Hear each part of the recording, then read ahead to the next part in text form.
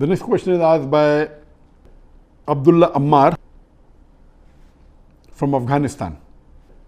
I have recently got admission at the university, and as it's a co-educational system, I have developed relationships and started talking with some of my female classmates through WhatsApp and Messenger. Even though we consider each other as brother and sister relationship, but I found that this is leading me astray from the straight path. Like I cannot pray at times right now, and I cannot concentrate in my salah and many more things. Can you please tell me if it's permissible what I'm doing is right? And if it's not permissible, please give me an advice how can I get myself out of this situation. It's not only me who is going through these situations, but there are many Muslims whose fate is same as mine. There is another question on the same topic asked by Asad Nadeem on the YouTube. Can people of opposite gender be friends? The question posed by Abdullah Ammar from Afghanistan is a very common question, and it's common today that people go to co-educational schools, co-educational universities, and it's very common that when they go there, they have friends of opposite sex, as the question posed that can you have friends of the opposite gender, and they get involved and it leads them away from the teachings of Islam. As far as having friends of the opposite gender is concerned, what do you mean by the word friend is important. If you're talking about acquaintances, having of opposite gender, no problem having acquaintances as long as you do not break any of the teachings of the Quran and Sahih Hadith. As long as you do not break any of the ruling of the Sharia, you can have acquaintances of opposite sex. And we'll come to it, inshallah, shortly. Regarding saying that I consider them to be my sister and brother, you have to understand what do you mean by brother and sister. If you're talking about brother and sister in humanity, no problem. If you're talking about brother and sister in faith, no problem. But this brother and sister is not the same as brother and sister of blood. This is totally nonsense. You know, like we have in India, a girl ties a Rakhi to the boy. She is my Rakhi sister. There's no Rakhi sister in Islam. Sister in humanity, okay, like I say, sister asked a good question. Sister in faith, no problem. But all these sisters of humanity and faith, you have to do full and total hijab with them. Only with your blood sister, where your parents are common, whether both parents or one parent, then the hijab is relaxed. Even with your cousin, you have to maintain your full hijab. The problem is that we see in the Western countries, it's very common that there's intermingling of sexes.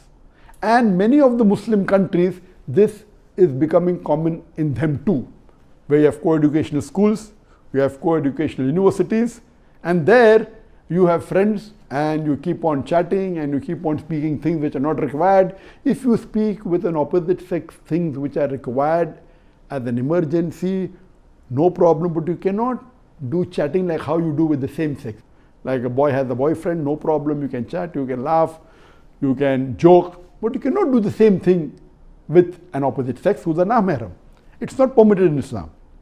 What we find, and it's very clearly mentioned, as far as the hijab is concerned, before talking about the hijab for the woman for the woman is given in the Quran that a Muslimah should be properly covered, and I discussed that in my previous session, then also in my lectures, that complete body should be covered. The only part can be seen are the face and hands up with the wrist, etc. But this is only the hijab of the clothes.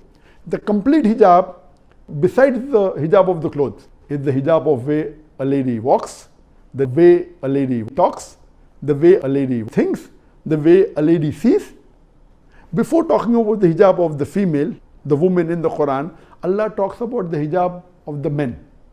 In Surah Nur, chapter number 24, verse number 30, where Allah subhanahu wa ta'ala says, say to the believing man that he should lower his gaze and guard his modesty.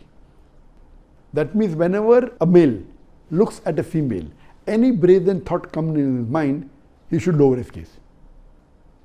There was once a boy staring at a girl for a long time. So I told him, brother, what are you doing? It's not allowed in Islam. He told me that a prophet said, the first glance is forgiven, the second is prohibited. I have not completed half my glance. What did the prophet mean? when he said that the first glance is forgiven, the second is prohibited. What it means that if you accidentally look at a woman, do not look at her again to feast on her beauty. That does not mean you can look at a woman for 10 minutes without blinking and saying that I have not completed my glance. So maintaining the hijab is very important. Therefore, it is not advisable for taking education in a co-educational university. And if you have to take education, if there's no other option, then you have to maintain your hijab. When you are speaking with the opposite sex, you should lower your gaze. You cannot stare at the woman or look into her eyes and talk. In the Western country, if you do not look into the eyes and speak, it's also like an insult. So what we find that even the Muslims, when they go to Western countries, they do not follow this hijab. When I visited Islamic organizations in Western countries, I find that Muslim ladies and gents, sisters and brothers, they are freely intermingling, they are freely talking. They may be wearing the hijab, they may be covered, the hair is covered, but that is the physical hijab, only of the clothes. They are laughing, they are joking. In some of the Western countries, I found a man and a woman sitting alone in a small room and chatting. A Muslim woman doing dawah to a non-Muslim boy in a closed room, it's not allowed. Our beloved Prophet Muhammad said that if two na-mehram are alone in a room, the third person is the devil. It's not allowed that you can be in a closed room, a man and a woman. In some organization, I've gone and seen that the head of the organization has a lady secretary. How can you have a lady secretary? Do you think all the Muslim men in that country are not capable? Or aren't they qualified? I cannot understand that how can a practicing Muslim have a lady secretary?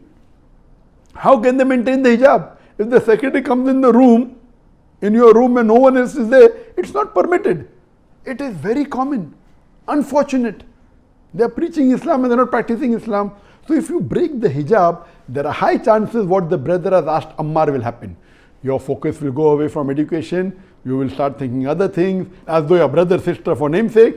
But then love affair starts and you deviate from the Sharia and you start doing un-Islamic things.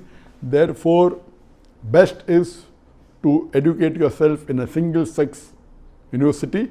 And there was a survey done in UK that the schools which were single sex had better performance and single sex universities as compared to universities which were co-ed. And that's the same thing in India also. If it's a single sex education, the performance is better because many a time in a co-education, each sex is trying to impress the other sex. So if a teacher is teaching, the boy is trying to impress the girl in his class rather than paying attention on the subject. This is very common. So single sex education is better.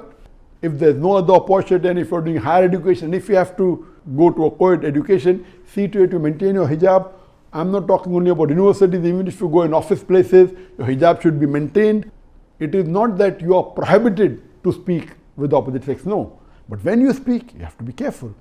There's a verse revealed in the Quran in Surah Ahzab, chapter number 33, verse number 32, which is addressed to the wives of the Prophet, to the Ummahatul Mu'mineen.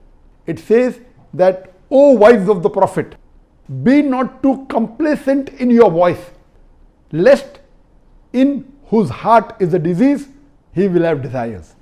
Imagine the wives of the Prophet. They are called as Ummahatul Mu'mineen.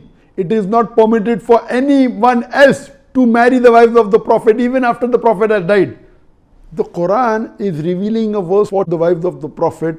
Be not too complacent in your voice, lest in whose heart is a disease, he may have some desires. Imagine the Sahabas who are the highest level among the Muslim Ummah.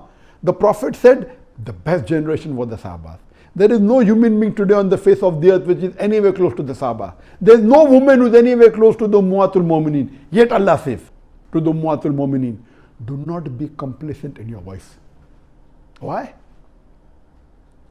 So that in whose heart is a disease. Can the Sahabas have a disease in the heart?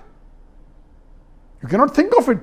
Yet, for safety, as a precaution, Allah revealed this verse. And today we find the women in the offices, in Muslim organizations, in Muslim companies, they are talking to each other, they are laughing, leave aside complacent, they are joking.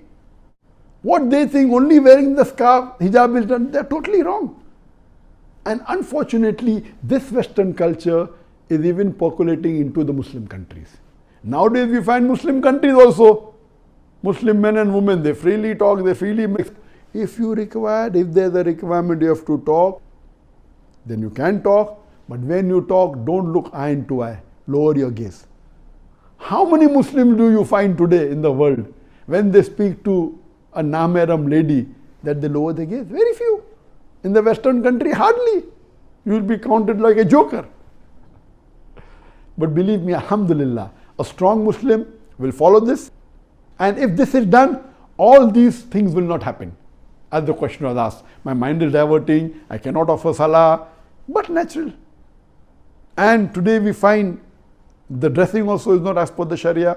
You have non-Muslim ladies not dressing up properly. Even the Muslim ladies, they may be Muslim, they may not be dressing up properly. More of the body is exposed than covered. So all these things, you have to maintain the hijab.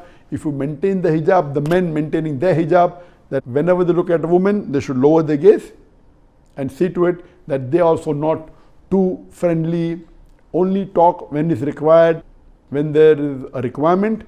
Not unnecessary joking, etc. can be done with the same sex, but not with the opposite sex. Hope that answers the question.